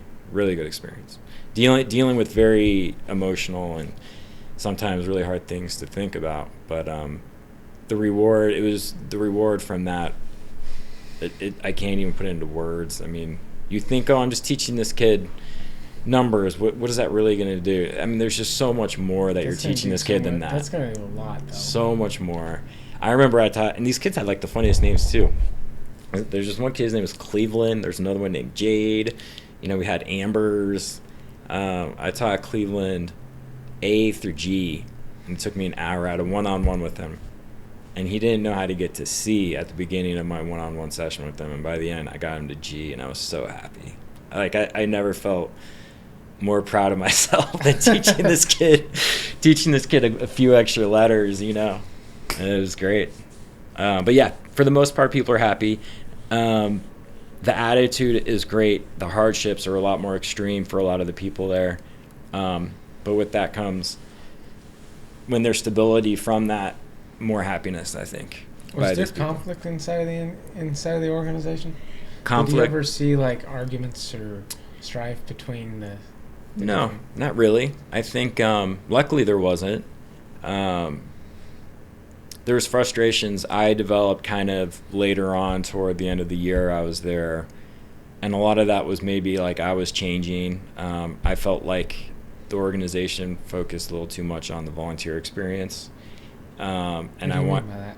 So with this organization, every 2 weeks there was volunteer turnover, and you might think, well, what's the big deal with that? I felt like, so Peace Corps, the organization my dad works for, is on the other extreme. When you become a volunteer for Peace Corps, first of all, you need a degree for that, which I don't agree with, but it's a higher status volunteer entity, right? Organization. You sign up essentially for 26 months, and you go to these sites through Peace Corps as a volunteer, and you live with the community, and you are immersed in it all the time, and you spend like 2 years of your life working on this, whatever initiative it is that you're working on. It's going to sound like I'm defaming Global Vision International's name right now. I'm not trying to. It's just, for me, part of a job. When I became staff there, I became staff 3 months in. A lot of time and effort was spent on situating volunteers. More and more, I'll say this, more and more time on my behalf was being spent on volunteer happiness, and less of my time was being spent on the sites we were working with. The actual place that... And there was a lot of what turned into babysitting for the volunteers in my mind. Why would the volunteer... Were they just being babies? Like, some of them, it was like that, but the thing that I had a problem with in terms of the organization was most volunteer organizations don't have a 2-week interval of time. I mean, you didn't have to only go for 2 weeks, but every 2 weeks you had an option of going home or going into or going there. I think bare minimum 4 weeks.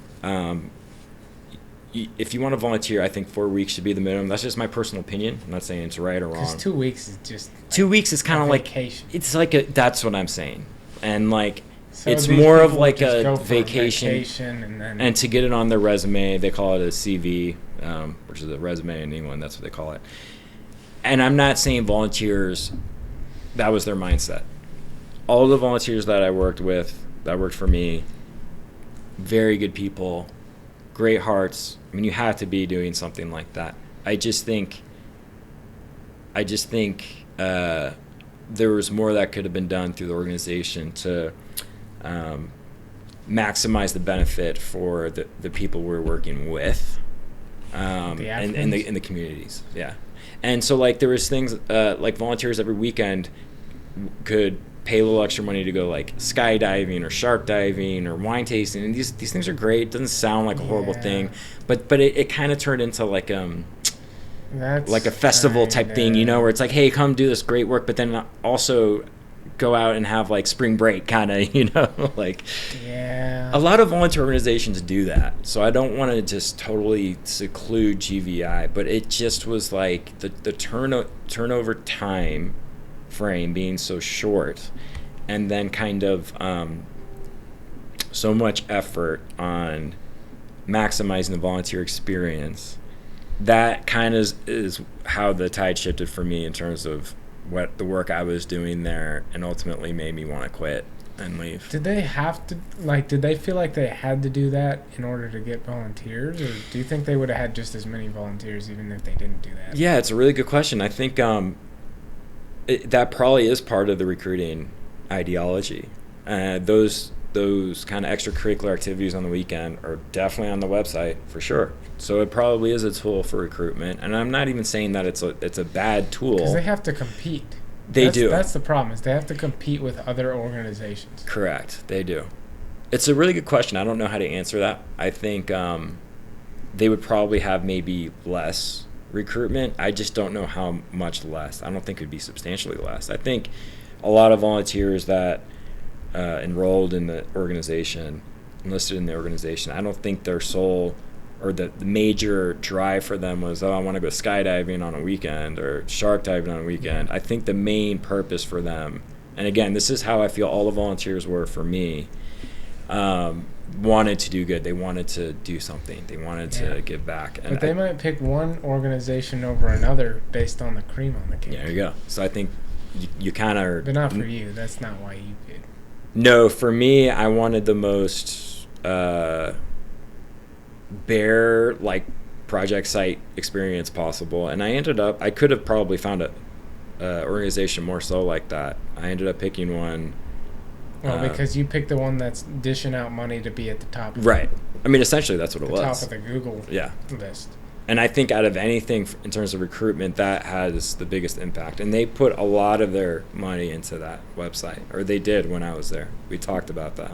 That was a major thing for them, as being one of the first search results on Google when putting in volunteer opportunities. So you started to get disenfranchised because you felt like they were not really caring as much about the community and more just about this vacation aspect? Or? I feel like, if anything, my mentality changed. What was that? I think, I'll say this, I think I became more frustrated at something that was already there. I'll say that. I think I became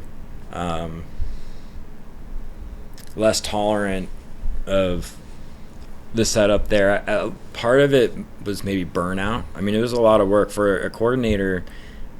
It doesn't sound that bad in the scheme of things, but every 2 weeks you clean the house, you changed out the beds, you cooked dinner, you had to like coordinate all these like social events. It was a lot of work to kind of maintain good morale amongst volunteers, and as a coordinator, that was a huge part of your job, which a lot of it I liked, but every 2 weeks it was just a lot to go through that whole process again and do. That's what I'm talking about with the turnover as a coordinator. From a Did the volunteers complain about stuff? Very rarely. Sometimes they complain. Like there's two volunteers that we had 2 houses in one location that I worked at in one place, and they wanted to change to another house, and I mistakenly granted them that. Why did they want my boss really got mad at me for that. He's like, don't ever do that again, because of just some, I don't know, the discrepancy they had with another volunteer in the house, and they're like, we just don't feel like we can be with her, and I made the just because they had a little argument with a girl? I can't remember what it was. It was something like, we just don't feel comfortable with this volunteer. And I made the mistake of sending him over to their house. And I rightfully so, I got chewed out for that. I shouldn't have done that. It was a mistake. Because you set the precedent, volunteers can just decide where they're living. It's like, no. You kind of legitimize the trivial nature of the complaint. Then they all start doing that. Yeah, then they all start Well, doing if that. you let them change Right. houses, why can't I change houses? Yeah. Was it So like that? yeah, I mean, so I learned early on. I mean, I made a lot of mistakes. I'll tell you, man. I made a lot of mistakes as a coordinator. So there wasn't any of these like volunteers who were kind of like spoiled American girls or something. Not really. I mean, honestly, it was one of those things where, like I said, they're all there for a reason. The common for different reasons, but there was one common reason amongst everybody, which was you do it out of the goodness of your heart. Didn't think even for one. Maybe there was one volunteer where maybe I thought, okay, she might be here just to like put it on her resume, like maybe one volunteer was like that. And I say that because she was always sick. She never wanted to go to project. She was only there for like 2 weeks. She didn't seem as involved on social nights or kind of communicating with other volunteers. Like, pressured her. It could have been that, or it could have been like maybe she had anxiety. Who knows? There's no way for me to know. But she left. She complained about us not giving her the right amount of attention. So there was stuff like that, but for the most part, no. I mean, the volunteers were great. They were. Well, that's really good to hear. That's good to hear that they weren't, spoiled rich white girls or something. That were just kind of there to complain. I mean, you had people from all different walks of life. Like I said, the females were predominantly the sex working, but we would get guys too, and I guess you have to be a little well off. I mean, you did have to pay to live out there as a volunteer. You paid for your accommodation, and depending on how long you were there, you'd have to pay more. Really? Yeah. How did you get the money to pay? So when I dropped out of NAU and went back to stay with my parents, I went back to the restaurant I worked at, and I was at my parents' house rent-free, and I was able to save most of the amount of money, like 85% of it, and then my dad covered the last 15%. And I'm trying to remember how much it cost. I think it was like $8,000 or something like that at the time for 6 months. I signed up for 6 months, so it wasn't that much.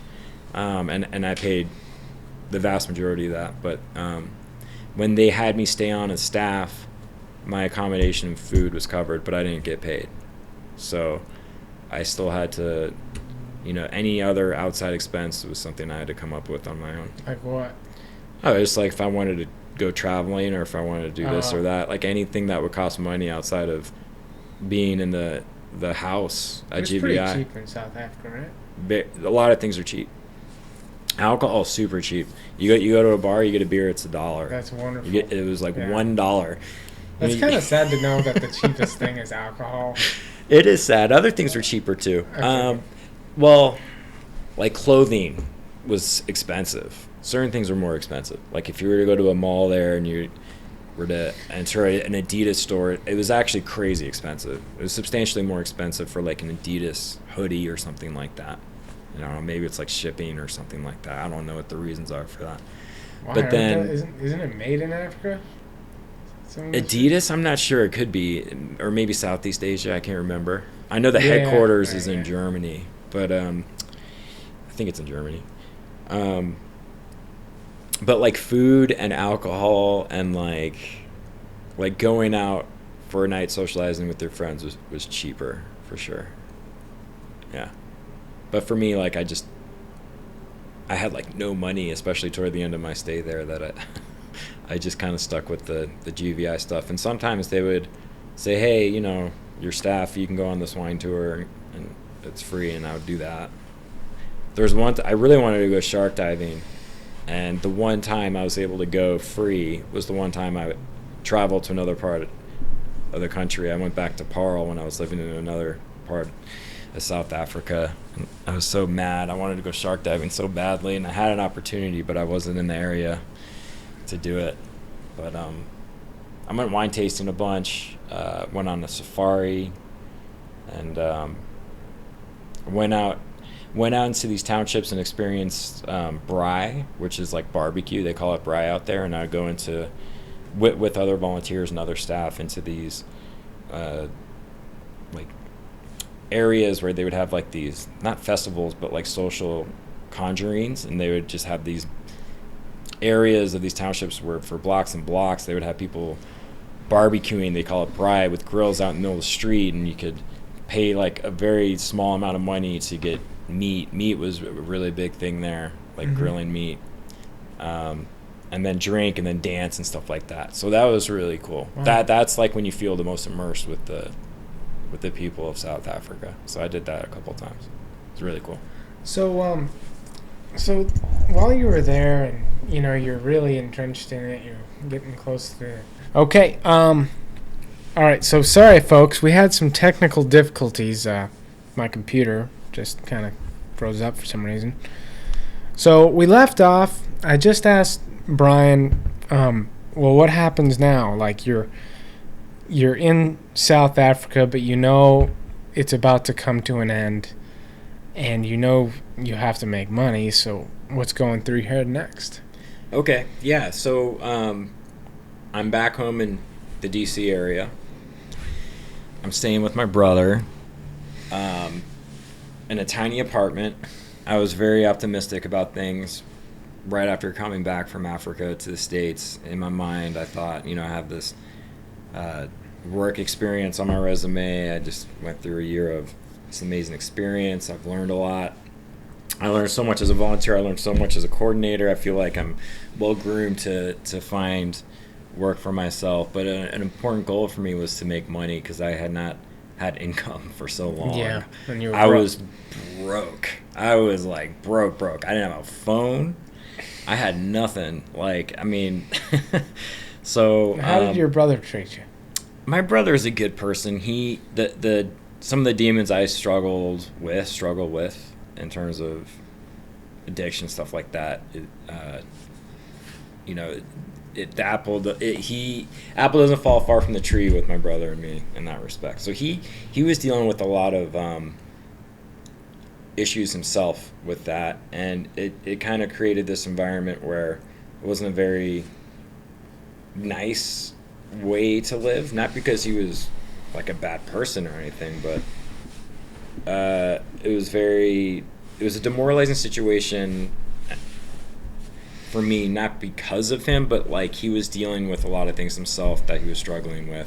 And then I was kind of in this transitional period of like, okay, I need to pick myself up on my bootstraps and do this and do that. And then it just kind of turned out where like I was kind of falling into the same past that I had before Africa. I was kind of falling into that same frame of mind, kind of getting down about things as the work opportunity situation I thought was going to be so prevalent for me turned out not to be.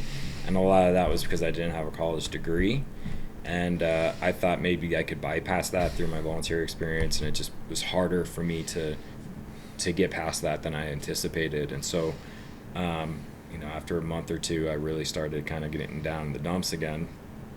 And I was becoming more distant from people, and it was not good. And I was quickly falling back into this world that I thought I was done with, and that I thought I had surpassed by being in Africa doing all these like amazing things. So to make a long story short, the project coordinator in Africa, that was my first coordinator that I became really good friends with. He's from Dana Point, California. He had moved back to California around this time that I was dealing with these things again. And he had pitched an idea for me to move out to California to stay with his family. And then I would say things like, how am I going to just stay with your family? Like, how am I going to get money? Like, I don't have a car. I don't even have a phone. Like, he's like, this is what you do. Move out, stay with my parents. There's a car we can lend you. My previous job before volunteering in Africa, I was a behavioral therapist for a healthcare organization called Maxim Healthcare. I will refer you, essentially pretty much saying, as long as you don't mess up the interview, you can get a job as a behavioral therapist through this healthcare organization, healthcare company, as long as you go through the trainings and you do well in the interview process. Yeah. And I was like, man, this guy has an answer for everything. This is still when I'm like talking about the idea of this in Virginia. And at first I'm like, that's really nice of you, Eric. I'll figure it out. I'm not in a good spot now, but I'll figure it out. But as time went on, I became more and more desperate, and I became more and more conclusive in the notion that, hey, this is just not a good spot for me. My living situation wasn't great. I wasn't working. Time was marching on, and I was like, you know what? I'm actually going to take him up on this offer. And he was serious about it. And about a month after his initial proposal for me to move out, I finally accepted after a couple conversations, a couple of denials at first. I finally accepted the proposal when I felt comfortable with the realistic implications of it. I was like, you know what? Let's do it. I need a change. I don't want to fall back into the patterns that I had been in before my African experience volunteering and working. Let's do this. I need a jump start. You know, I felt deflated. I need a jump start. So I packed the bag up and I flew out late June of 2012 from Washington, D.C. to LAX. He picked me up at the airport, stayed. Long story short, I stayed with his parents in Dana Point, California for 5 months, rent-free. He did have a car for me. He had an old, kind of, wasn't beat up, but an older Toyota Camry that they lent me. I mean, it's like they basically gave me a job where he essentially referred me and guaranteed a job for me as long as I could get through the interview process, which I did. I went through the trainings. And about 2 weeks after I moved out there, I had a place to live rent-free, I had a job, and I had a car. And I had a bag with my clothes. And that's kind of how I started my stay here in California. I've been here ever since. So it's an incredible story. You don't hear stories like that very often. Sounds like he was a good guy. He is a good guy. I'm gonna sing this weekend. He's a really good person. Him and his wife and his family, they're still living in Lake Forest, which is a community in Orange County, and yeah, he's an amazing person. Yeah. Wow. So did you love it? Did you like your RBT job? And yeah. So when I was a behavioral therapist, I did like it. I loved the training. It all came down to logistics for me. So we worked, for me, and that organization predominantly worked with military families. So I had access to Camp Pendleton. They gave me like a pass to get in to the grounds and everything. And I would have these 2-hour one-on-one sessions of behavioral therapy. We did applied behavioral analysis, which is the trainings that I went through. yeah, And I I've done worked over the course of a year. I worked with, I don't know, we call them clients. I always hated that term, but I worked with like 8 or 9 kids, and they're all completely different, with different IEPs and everything, different structures of how to like assist them in their learnings and their behavioral development. It was a fascinating job, one of the best jobs I've ever had, very fulfilling job, but I was out of the house for 10 hours a day and only working for 4 of them and only getting paid for 4 of the hours with like 3 hours in between sessions, and I was driving these crazy long distances in and around Camp Pendleton. The logistics it was just too much. I couldn't do it. I know. I was not an RBT, but I did ABA. Oh, okay. I did ABA. I didn't know that. Just for 3 months. Okay. It's not for me, dude. Yeah, God, I mean, especially when you're doing the house calls. Yeah. When you're going from house to house. Oh my gosh. Yeah, that's what I was doing. And they would pay me from client to client, they would pay me. But like the initial drive to where I needed to go and the drive back from the last client, you didn't get compensated for. And those, of course, were the longest distances that I had to drive. So I was getting compensated for a fraction of the driving. And, you know, it's not like I had a whole lot of money. So that's when I was like, you know what? I'm going to find another job, whatever it is, really close to where I'm staying. I ended up moving out of my friend's parents' house in Dana Point, and I found a room in a shared living house in San Clemente, paying like $700 a month for a room. That living situation was crazy, but I ended up being a campus supervisor at the local high school in San Clemente, and I did that for a while, and quit the ABA job, and it was in and out. Even at that point in my life, was in and out of school at Saddleback College. It took me a while to get my associates there, because there was a couple times where I took classes and then I would have like a year where I wasn't taking classes, and so it's just been kind of the ongoing theme for me of just like hanging on by a thread, man. But in terms of getting my degree, but I'm in the final stretch after all of these years, so I'm feeling good about things now. But it's been a long journey for me, to be honest. And you're still working at the high school? I am, yeah. And you like it there?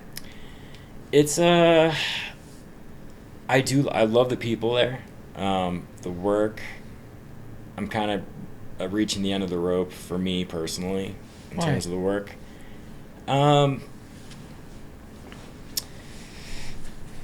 That's an interesting question. So right now what I'm doing, this is like a totally separate thing than what we're talking about. So like vaping is a huge issue in high schools. Oh, right. It's huge, dude. Vaping is a huge issue. This is kind of like the last 5 years. Yeah. And I don't think people understand the extent in which how easy it is for kids to vape. And how it's so easy for them to get away. They do it in class. They do it, of course, like any other addict. They go to the bathrooms. So I'm basically in a bathroom for a lot of the times I'm at the school, watching to see if I can see any plumes of vape so I can bring them to the office.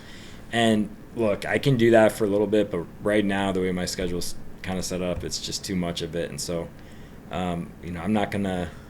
I won't be doing the same thing next year, I'll tell you that. And I'm having some issues now. That sounds rough, man. It's not fulfilling work at all. It's what are the kids spoiled like and rotten when you catch them vaping? Surprisingly, they're not necessarily spoiled. They're just because they can just get another vape anyway. Yeah, they know. Here's the thing: they've mastered the art of vaping without expending any vape. It's right? actually not that hard. I mean, I used to vape, dude. I know all the tricks. So these kids know. They know. Hey, you go into the stall. There's no way a staff member can poke their head over the stall like that. They would get arrested, right? So the kids know this. They know 100% guaranteed way of vaping is just go into the stall, hit it lightly, and then leave. And that's what every single student does that uses the stall. Every single one. Now, a bunch of kids actually use the urinals the way they're intended. But pretty much 90% of the students that use the stalls, at least at the school I work at, and I know this is a problem all over the country, they're vaping. And so, like, kids are literally going to school to vape, and they do it all day. Or they have it in their sleeve in class, where it looks like they're just scratching their nose or something. And yes. And you'll see them. I mean, you see them walking around campus, and you're like, wow, that kid looks not good. You were talking about the weed pens, too. There's weed pens. I mean, I don't even know. I never vaped. When I was in high school, I had to smoke cigarettes, which was a lot harder to get away with. Yeah. But yeah, I think there's like stimulant vape liquids. There's depressant ones, right? I mean, there's all sorts of stuff. There's tobacco. Dude, I know. When I was in community college, I did all that stuff, man. Well, maybe you can educate me on it then, because some of the kids, they act erratically, and some of them look like they're sleepwalking. I mean, it's kind of sad. Now, most of the students don't do that, but it's becoming such a major issue at these public schools because if there's not someone in the bathroom, what the kids are doing is they're just going in these huge groups during break and transition between periods and then forming these like vape circles. And then kids that want to use the bathroom legitimately will go home and they'll complain to their parents like, oh, I need to go to the bathroom, and all these kids are vaping in there. And then the parents complain to the school, and then the schools have to figure out how are we going to prevent this from happening.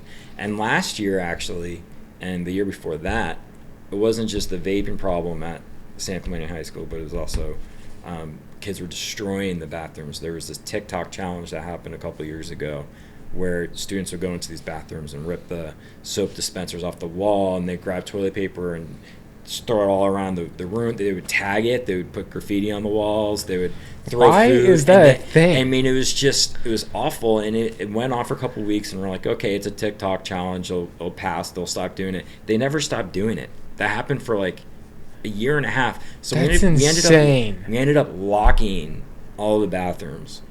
And of course, as you can imagine, parents were outraged. Their daughters and sons would come home saying, I had to go to the bathroom. I couldn't even access the bathroom. So it's a really terrible position where these schools... So you have to live in the bathroom. So I basically, right now with my specific schedules, I'm living in a bathroom, and it's just, I hate it. That sounds horrible, dude. It is horrible. It is horrible. But, I mean, I can see from a school standpoint why they need that. But it's not a good job to have. I'll tell you that much. And the worst part is the psychological effect, because these students are doing it right in front of you, and there's nothing you can do other than just randomly selecting students and bringing them to the office and having them get searched. And I don't have I don't do that. I just don't think that's right, even though I highly suspect certain students of doing it. So, yeah, right now, but before the vaping thing, it was one of those situations where, like, you kind of get to know the kids, you build a rapport with them, and that was the easy part for me. I'm not a very good disciplinarian, but I would write kids up if they were being disrespectful to me. That was my line. As long as they're respectful to me, they could get away with a lot. But it's a job where you just kind of make sure students aren't skipping school and making sure they get to class and making sure they're not fighting each other, and you're just kind of supervising student behavior there when students are outside of the classroom. So, like, lunches are really busy, breaks are really busy, before school's really busy, right after school, that kind of stuff. But I'm at the point now where it's like I'm ready to do something else, So as soon as I get my degree, it's a big question mark. How much time do you have left? I'll graduate, hopefully, at the end of the spring semester. So I think that's when you graduate, right? Yeah. Yeah, well, hopefully we'll graduate at the same time. So we will, dude. Yeah. Don't worry, you've got it. I got it down. I've done better in school than I ever have in my life, because I can't handle another exit. So I'm finally doing it. So. Well. Finally doing it the way I should have a long time ago. So, do you have any last words of moral to the story?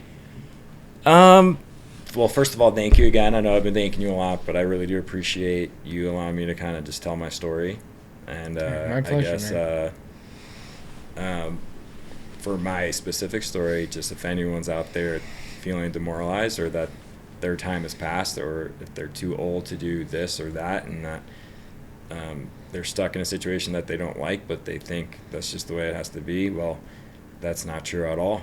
And you can make any decision at any time to change that. And if there's any mental struggle, or if there's any psychological struggle or depression or anything like that, there's always people out there that will have your back. And the best thing you can do is just put yourself out there and to make yourself known, because it's really easy to not receive help when you're not around anybody for an extended period of time to help you to begin with. And so just keep fighting and put yourself out there and keep trying, and as long as you remain resilient and you get through the tough times, good things will happen. So I guess those would be my final conclusive words. All right, man. Well, I really appreciate you coming out and doing this podcast with me, man. It was an amazing story, and I'm sure there's plenty more that you could talk about, and so it's just, I believe that everyone has a story, and I don't like this notion that if someone's not famous for some reason, they're not interesting. I think everybody's interesting. Yeah. And everybody's got a lot of depth to them. And to me, I think that people want to tell their story, but can't find someone that's interested enough to listen. I would agree with that. And so that's part of the reason I wanted to interview you, because I knew you had a story to tell, and I wanted to give you an opportunity to tell it. Well, for a final time, thank you so much for that. You are a natural interviewer. I can see why you want to be a mediator. I can totally see that in you, man.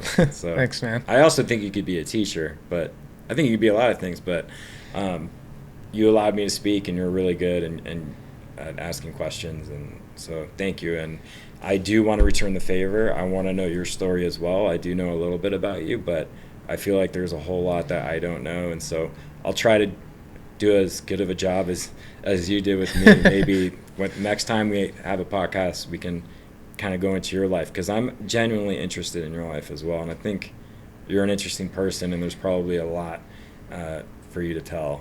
And so I Yeah. would like to be on Okay. the other end of a You want to conversation do like a this. you want to do a Turn the Tables podcast? Yeah, let's do it.